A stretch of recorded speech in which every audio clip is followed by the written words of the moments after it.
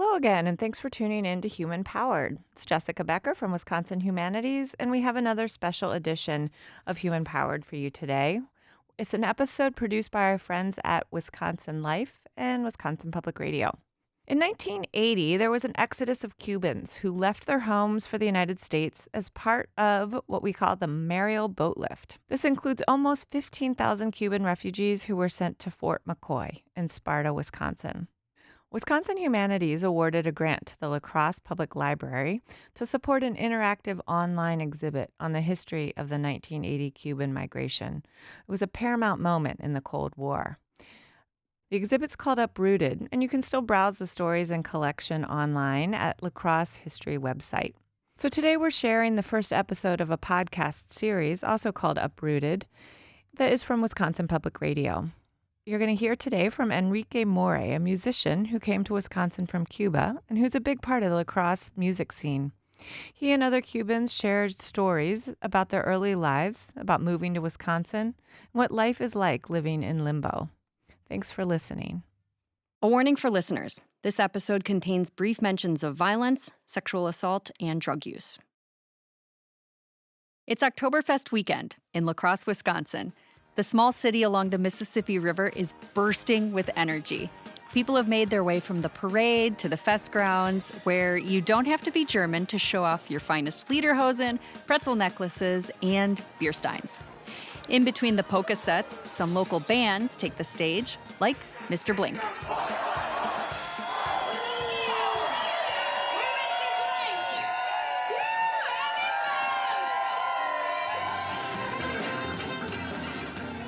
Mr. Blink has been a La Crosse music scene staple for more than 30 years.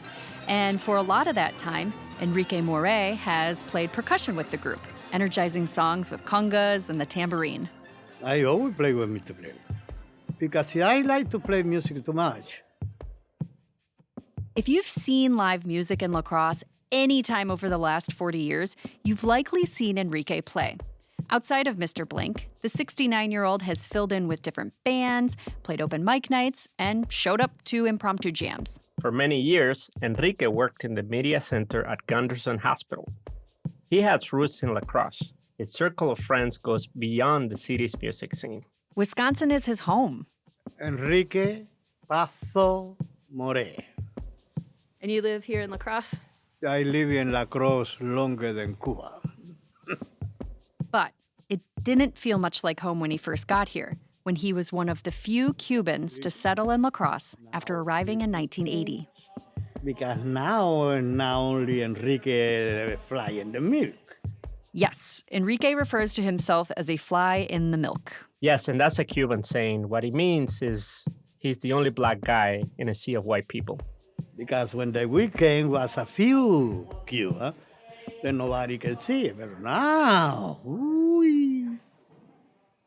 Enrique came to the U.S. during the Mariel Boatlift.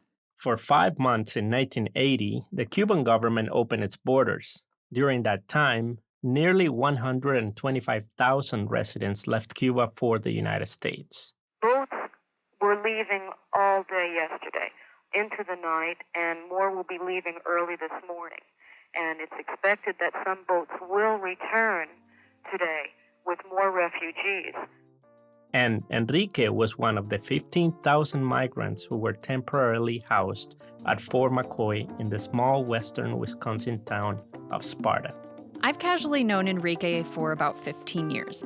I used to bartend at the Popcorn Tavern in La Crosse, where he's played music for decades. I'd ask him what it was like to leave his life in Cuba behind, to be sent to live on a military base in a completely new country, surrounded by strangers. Only some of them speak your language, unable to leave on your own. Every time I'd ask him about this experience, he'd say, "The past is the past. I don't like talking about the past." But now, he's opening up. Soy Omar Granados. And I'm Maureen McCullum from Wisconsin Public Radio. This is Uprooted.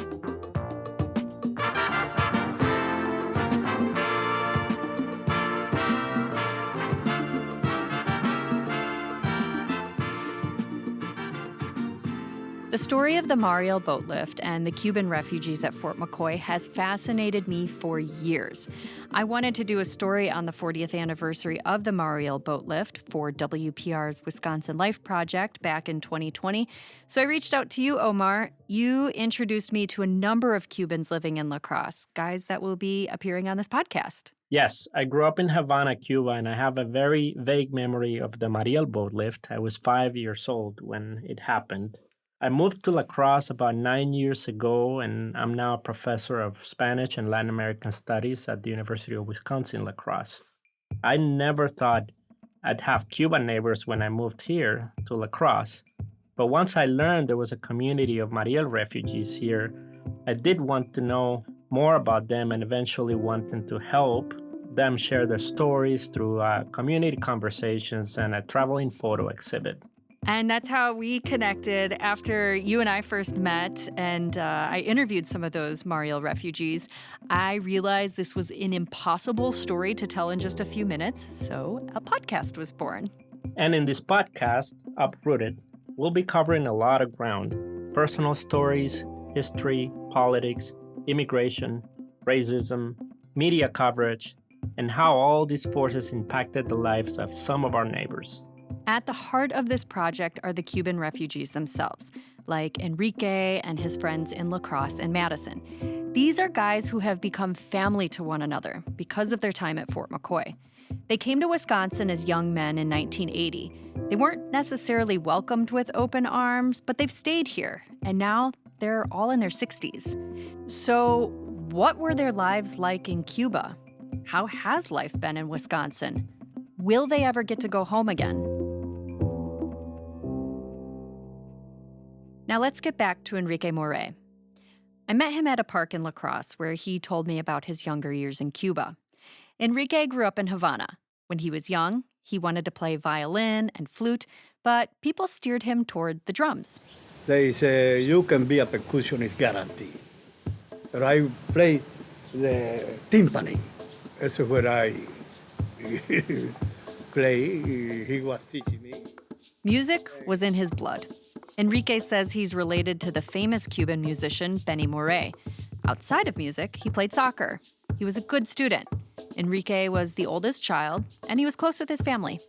Everything, I did have a very good life in Cuba. My mother was very good. And then in 1959, the Cuban Revolution took place and Fidel Castro rose to power. Enrique was a kid at the time, but as he grew, he saw the revolution affect nearly every part of his life, and he didn't always like what he saw. When I was in another province, that's where they accused me to run them out against Castro. Enrique had been speaking out against Castro's communist government. He had a few reasons. For example, he says the Cuban government took away a home that had been gifted to him. And then there was an incident involving beer. There was a bunch of the middle-aged people that doesn't like to drink. And then we buy the food and the beer for them.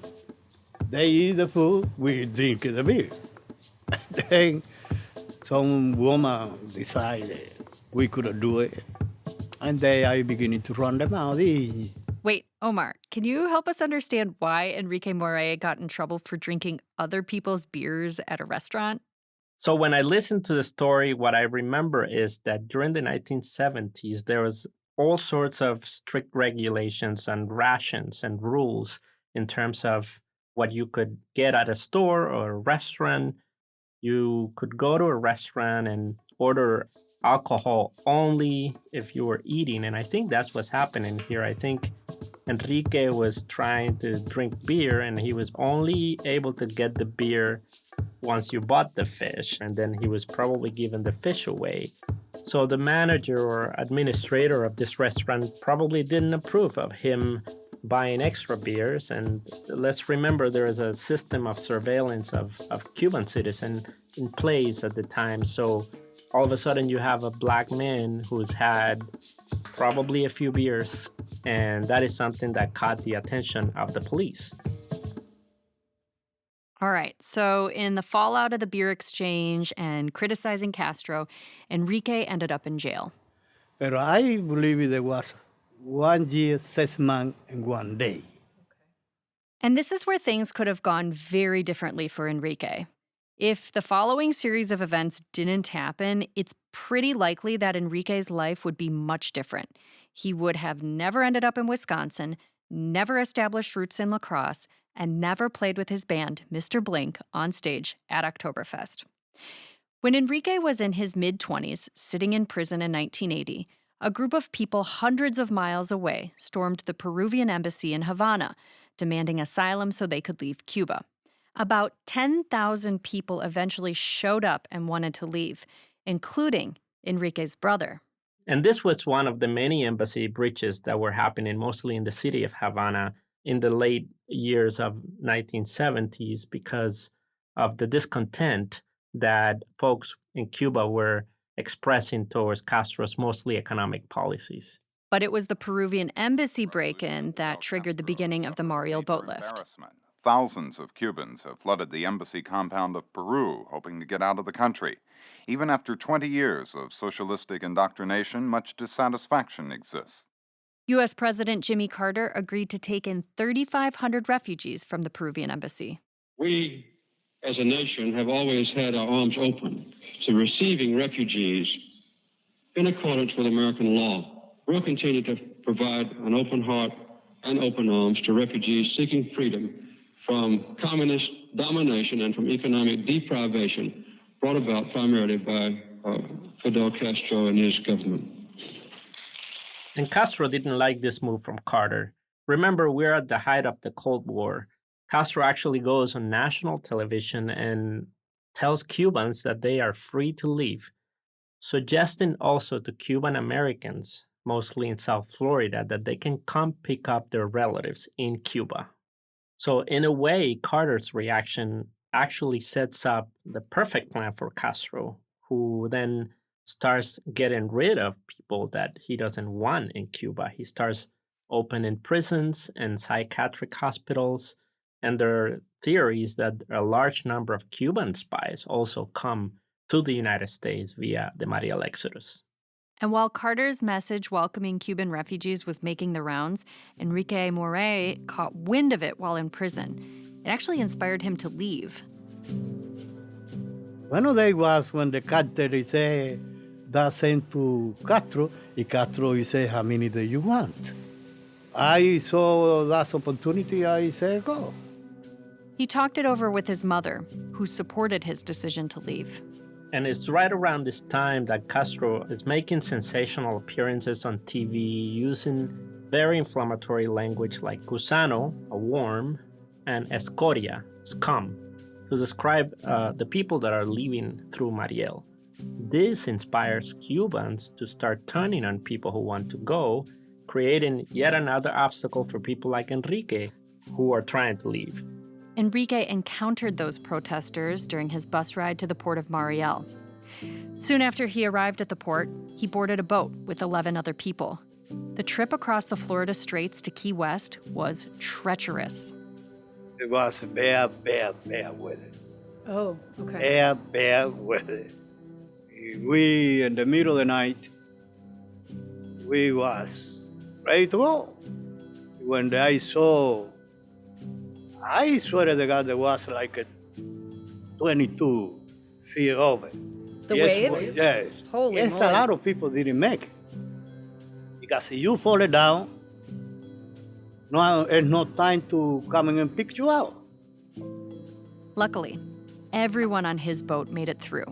But that wasn't the case for other Cubans making the journey. Some fell overboard because of the waves, or because they had history with some bad people. Some enemy throw the people in the boat. Oh.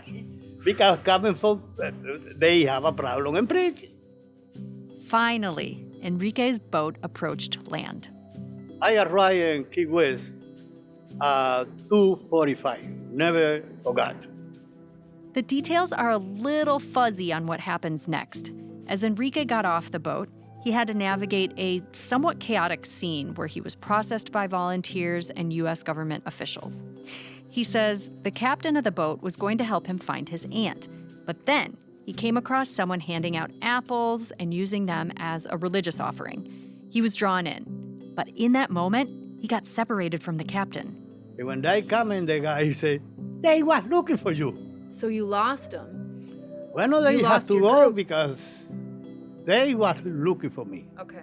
And then the guy said, well, no, he went down there with these three women. Wow. Yeah, So if you would have stayed with them, you potentially wouldn't have gone to Fort McCoy?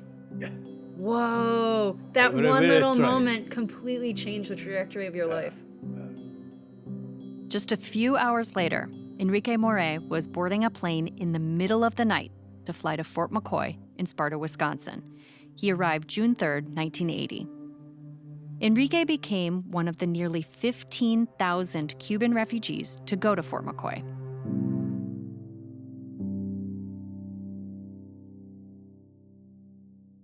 You may be wondering, why were a bunch of Cuban refugees in southern Florida suddenly being flown to Wisconsin? To put it simply, they were running out of space and homes for all the refugees in cities like Key West and Miami. The government had to find a place to keep people temporarily before they found permanent homes with families or sponsors. Fort McCoy was an Army Reserve and National Guard training base which had been prepared for the arrival of the more than 14,000 Cubans on extremely short notice from FEMA. It was the last of 4 camps to open to house Mariel refugees. The camp had been set up with much more police and wire fencing because of riots that had happened in other camps at Fort Chaffee in Arkansas. Officials of relief agencies working at Fort Chaffee, Arkansas, say the main reason for last week's rioting by the Cubans being held there was boredom. The exiles sit and wait with little to do until they can be relocated. By June 23rd, in 1980, the Cuban refugee population at Fort McCoy had peaked at more than 13,000. Approximately 90% of that population was male, and the great majority were unskilled between the ages of 25 and 35 years old with no English skills. So Enrique says his experience at Fort McCoy was interesting. He worked in the visitor center and genuinely enjoyed the food. He played music, and he tried to have fun passing the time while living in the barracks. Party. Yeah. Like play music or? Party. Party. Because them people, what do they call it? The MP. The people in the army. Oh, Yeah. the MPs? The military folks? People that work there? They just like bring in beer or? Beer. Beer was in the bar in Fort McCoy. Okay. Oh, I didn't realize there was a bar in there. That's kinda Yes, fun. sir. Sounds like it was an unsanctioned underground speakeasy bar of sorts where people were low-key drinking to pass the time. Cubans who grew up in the revolution had been really good at living with limitations for decades. Enrique wanted to party, and he figured out how to do it. And Enrique and all the other Cubans are trying to continue a way of life from back home at Fort McCoy.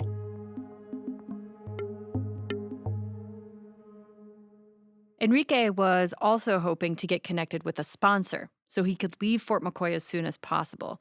Omar, what exactly does that mean? Cubans who came in the Mariel Boatlift had a very specific immigration designation, which was entrant with status pending. And what that meant was that they needed to secure sponsors who would agree to help them resettle in the community. Now, most Mariel refugees who arrived in Key West during the first 2 weeks of Mariel really benefited from the direct work of voluntary organizations and were able to resettle quickly in Miami and Florida. But those who were sent to Arkansas, Pennsylvania, and Wisconsin, however, did not have the same fortune.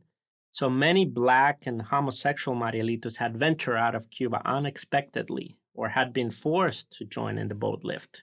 The entrance status pending designation put them in a very grim spot, as it required them to be paroled out of the camps under a sponsor they did not know yet. Okay, so the sooner Enrique found a sponsor, the sooner he could get out of Fort McCoy, a place that he says could be pretty scary at times. He tried to avoid confrontation, but stood up for himself if someone threatened him. Because they was scary in there. In Fort McCoy. Yeah, just the people or like some of the people in general, or like the people As working? people, because they coming from prison, they have a lot of enemies. Sure.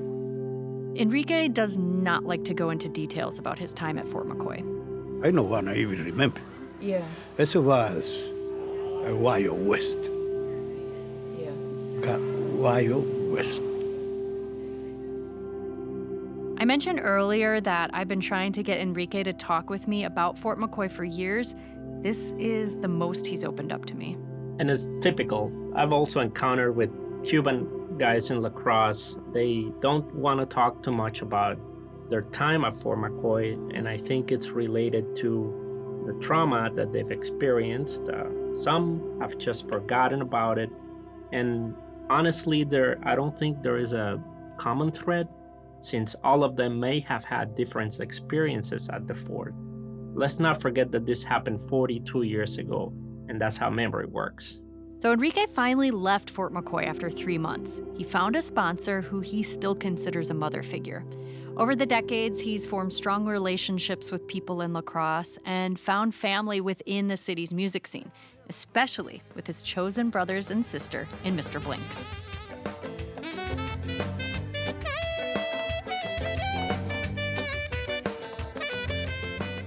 But it wasn't always easy for Enrique or many of the other Mariel refugees who came to the U.S. While President Carter initially accepted the Cubans with an open heart and open arms, they weren't necessarily welcomed in their communities, in La Crosse, in Sparta, and even down in Florida. For the Cuban American community, they would be known as the Marielitos. Many of these new refugees were young, black men and had been labeled as criminals by the Cuban government.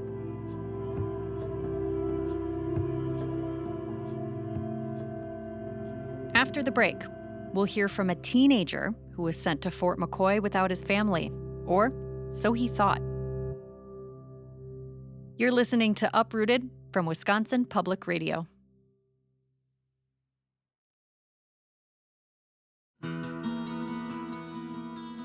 Hi, I'm Bridget Bowden, podcast host for WPR Reports. If you're enjoying Uprooted, then join me and Sean Johnson for Derailed. It's an investigative podcast about all the twists and turns in Wisconsin's saga for passenger rail. We tell the story of how the project came together, how it fell apart, and how it changed the state. To subscribe and find more, visit wpr.org/derailed or wherever you get your podcasts.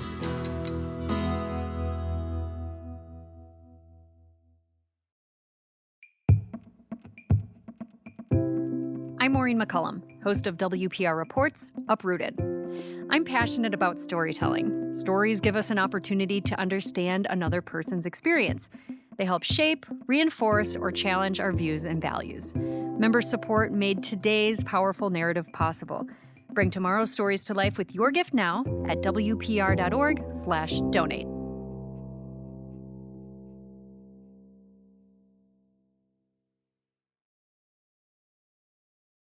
In 1980, nearly 15,000 Cuban refugees were sent to live at Fort McCoy in Sparta, Wisconsin during the Mariel Boatlift. About 300 of them were minors living without their family and under the custody of the state. People like Armando Rodriguez, who now lives in Madison, Wisconsin. So, how did Armando, who was just a 16-year-old kid back in 1980, get here? Back in Havana, Cuba, Armando was hanging out with his friends one day. En Cuba, estaba yo en una esquina fumando marihuana con unos amigos míos. In Cuba, I was on a corner smoking marijuana with some friends of mine, and the police came and picked us up, and they sent us to juvenile prison. So I was already close to political problems. And we didn't have a lot of marijuana. It was just a joint, as they called it, a little cigarette. And that was the last day that I smoked marijuana. And after that day, I went many years without smoking marijuana because every time I smoked marijuana, I'm reminded of the separation of my family. Today I don't smoke. 3.5 years in juvenile detention for smoking a joint.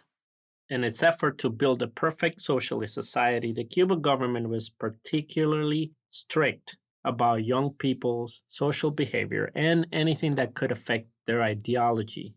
They were very concerned about the influence from the United States, so this includes smoking weed. Police also had an extra eye on young black men. So, as the Mariel Boatlift was underway, Armando was sitting in juvenile detention. Cuban officials asked him if he wanted to go to the U.S. When I left Cuba, I left sort of confused.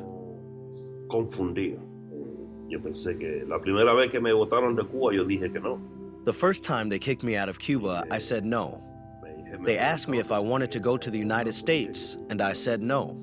I didn't want to leave, but later I found out my brother had left.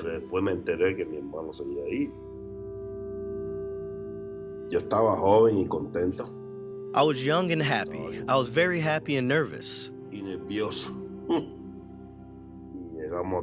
We arrived here in Key West, and then we arrived at Fort McCoy. In Fort McCoy, I stayed for 5 months.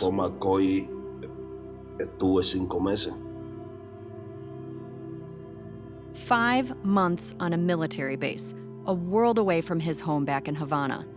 At Fort McCoy, he started looking for his brother, Guillermo Rodriguez.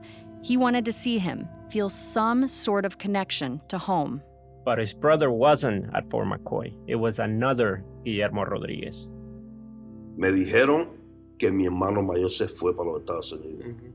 They told me that my brother had left for the United States. So I said, well, I'm leaving. Then when I got there, they gave me my brother's name, but my dad has the same name. Then I realized that it was my dad who had come, that it wasn't my brother. My brother had stayed in Cuba, and today he is in Cuba.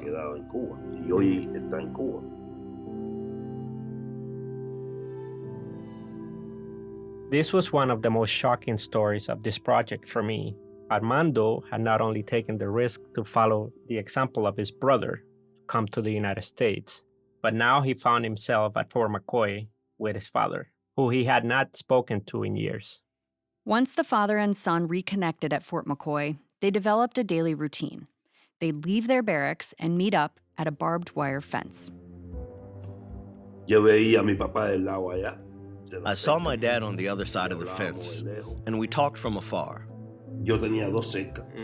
I had 2 fences, and then his fence. So there were 3 fences. And we spent about a month and some like that. These tall, barbed wire fences kept kids separate from the adults who were also living at the military base in Sparta. Government officials wanted to protect the children, but Armando says it felt like a prison. These meetings were a big deal for the father and son. Armando didn't have a relationship with his dad when they both lived in Havana, Cuba, just weeks earlier. Armando didn't like the way his dad treated his mother. But now, here they were, talking through a fence in Wisconsin. They were trying to find some sort of connection to home, but they couldn't even physically be near one another without this fence in the way. Despite that barrier, the meetings were an escape from the chaos, disorientation, and new language in their new home. Other than these moments with his father, Armando doesn't share a ton of details about what he encountered while in Fort McCoy, but other miners have written accounts of their experiences at the military base. In fact, the staff at the Monroe County History Room give us a stack of these letters. I want to emphasize that everyone had different experiences at Fort McCoy. These teenagers who wrote these letters experienced some of the worst treatment there, and they were hoping someone would hear their story and help them. Some of the letters are disturbing and pretty hard to get through, like this one from Sergio Manuel Grimal Mayol, who was 17 years old. I came to the USA June 6th, and today is August 12th. I've been here in this place 66 days. They threatened to kill me 3 times. They also stole my clothes, but the worst thing that happened to me was when 2 black guys threatened to kill me if I didn't have sex with Find them. ourselves in a difficult situation.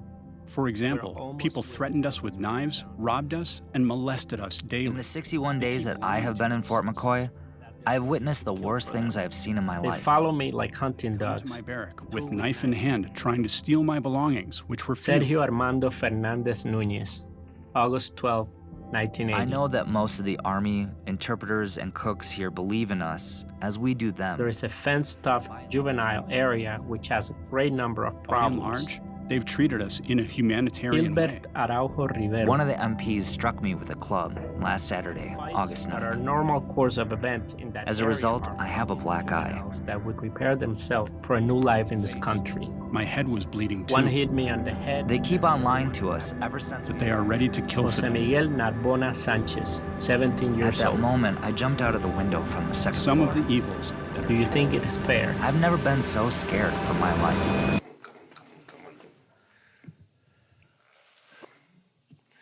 Miguel, and what's your younger brother's name? At Satori Arts Gallery in La Crosse, Armando Rodriguez is looking through a thick stack of papers. He's not a 16-year-old trying to survive at Fort McCoy anymore. He's in his 50s and has a good job in Madison. In this moment, the normally chatty, chill guy is silent. For about 20 minutes, he's been going through this seemingly mundane stack of papers with a bunch of names and numbers. But all these documents are blowing Armando's mind. This is a list of every single Cuban refugee who came through Fort McCoy. He's reflecting on his time there. And in the midst of his search, I found my father's name so far. you found your father? Yeah, Guillermo Rodriguez Hernandez. Can you read the rest of the line for us? Who? Can you, or like the name of the city and No, he Havana. his birthday? 1036. But this is the number. What does it feel like seeing your dad's name on that list? Weird. Like that. Can I take a picture of it quick? Omar, this was clearly an emotional moment for Armando. You could really see it in his eyes and through his silence. And to me, it seemed like he was almost reconnecting with his father, someone who he last saw at the fence at Fort McCoy in 1980. Yes, he found his father on this book and he like really froze and Mm-hmm. he was shaking a little bit. Do you remember that? I mean, this is a 250-pound man, Mm-hmm. 6 feet tall, was shaking in front of a book. And something had like come full circle to him on what actually had happened in his life, you know, Mm-hmm. when he saw that name there. He came to Fort McCoy chasing Guillermo, the brother, and 42 years later, here was the real Guillermo, his father, on paper.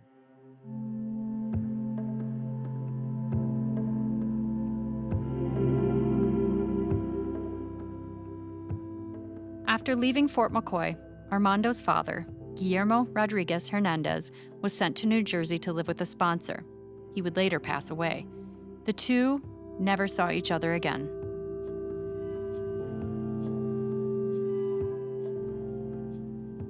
Most Cubans who left Fort McCoy were like Armando's father. They left Wisconsin after connecting with family or finding sponsors. They went to cities like Minneapolis, New York, and even back to South Florida. But some people, like Armando, remained in southern Wisconsin and places like La Crosse, Sparta, and Madison. They created lives here as bus drivers, fathers, and musicians. None of the people we talk with have been back to Cuba in 42 years. Many of them can't go back because of criminal convictions in the U.S. that prevent them from leaving and re-entering the country.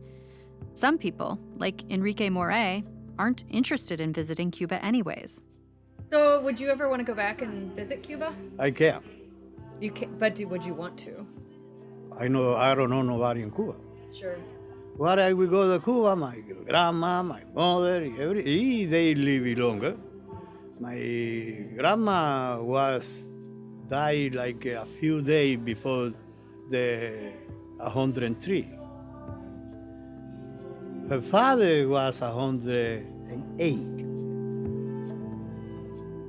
It would be different if his mother and grandmother were still alive. Then he would want to visit them. But most of other Mariel refugees in Wisconsin, like Armando, feel different. I've never been able to visit Cuba. I would like to visit Cuba. I'm not allowed to go. And if I go, I can't come back. I'm in the same situation as everyone else who has committed a crime. Yeah.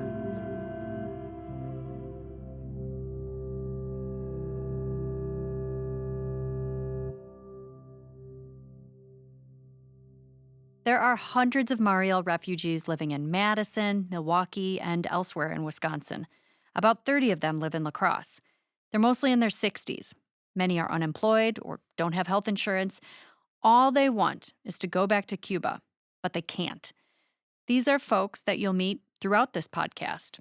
If I have the chance to go back home, and the person will be going to the cemetery where my mother's buried. And I'm 63-year-old. Wow, times go fast, And I haven't given up. I have faith. Why can those Cubans get a second chance so they can go see their mama? Do you want to go back and visit also? Yeah, I want to go see my mama before she died. I can go to Cuba. Oh, you can? Yeah, I can go. The only problem is when I want to do my passport, I talk to my sister to send my birth certificate.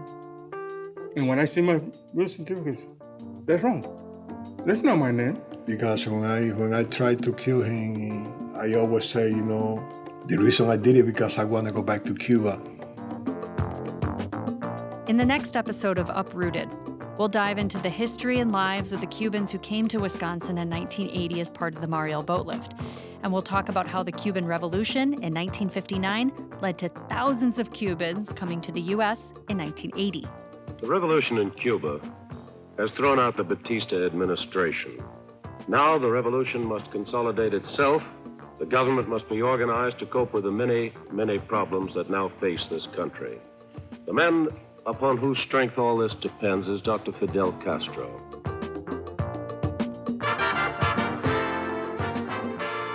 Also, hear about what childhood was like in Cuba for two friends who now live together in Wisconsin.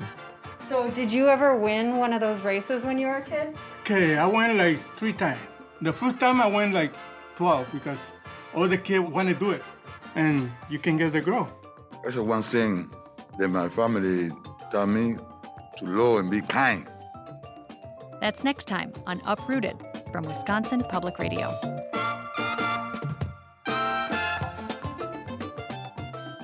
Uprooted is reported, written, and produced by me, executive producer Maureen McCollum, along with Omar Granados. Our producer and technical director is Brad Kohlberg. We're edited by Brady Carlson. Music direction and composition by Carl Christensen. Additional support from Adam Friedrich, Peter Bryant, Hannah Haynes, Ezra Wall, Rachel Vasquez, and Bridget Bowden. Voice work by Dom Johnson and Tyler Ditter. Digital editing by Alyssa Alamand. The digital design team is Jane Jumale, Amanda Starrich, and Anna Rudin. Digital direction by David Highland. Photography by Angela Major, and special thanks to the University of Wisconsin-La Crosse's Murphy Library for archival photos. Artwork by Grace Lorenz. Our theme music is the song Bozo Part 3 by Willie Chirino. Additional music from La Familia Valera Miranda. And Mr. Blink. Archival audio from NPR's Research, Archives, and Data Strategy team. You can see more at wpr.org/uprooted.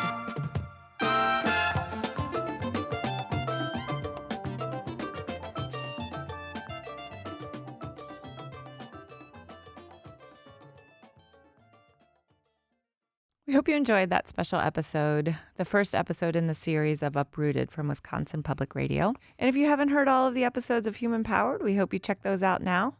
We really appreciate you being here. Thanks so much for listening.